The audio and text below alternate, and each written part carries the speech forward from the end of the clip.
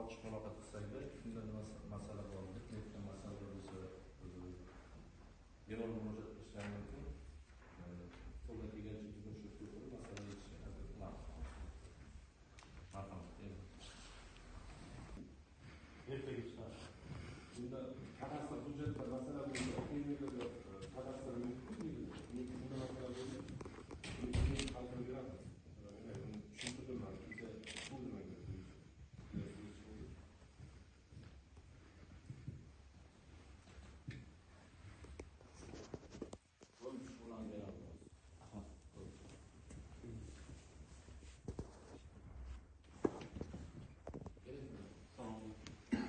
Joy bo'yicha o'ziz tanishdim. Rahmonov keladi.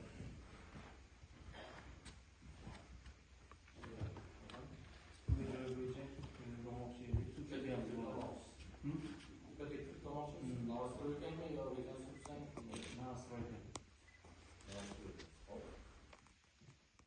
shuni qanday bo'lish kerak, nima qilish kerak hali bilmayman, shuning uchun keldim so'rab olishga. Ipotek krediti. Bu yangi uylarda olmoqchisiz. Qancha beriladi? 418 million. 418 million so'mga olishib mumkin. Arizalar shahar to'g'risida protsessilari.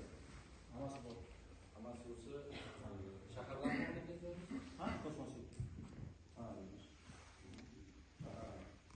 murojaat qilganmizmi? yo'q, mana endi. Bo'ldi, mana ularlashni bugun bordi, bugun o'zi bor arizalarni dedik, muammo resurslar Borgan vaqtim qarshi bo'ldim, muammo bo'ldi. Qarshigi. Bizda muammo yo'q, ipoteka muammo yo'q. Mana shu iqtidor bo'yicha shunday hammasiga to'g'ri qo'ydik.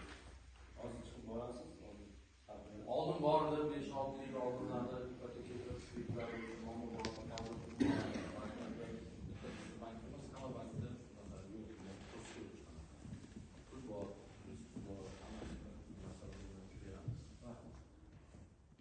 bo'lgan hozir bu kishi aytgan kreditdan foydalansam bo'ladi. Bo'ladimi?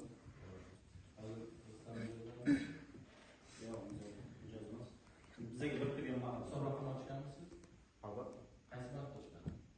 Hisob raqami hozircha Mikrokredit bank. Hisob raqami ko'chirib o'tasiz. Hisob raqamingizni ko'chirib o'tingmi? Shu 100 million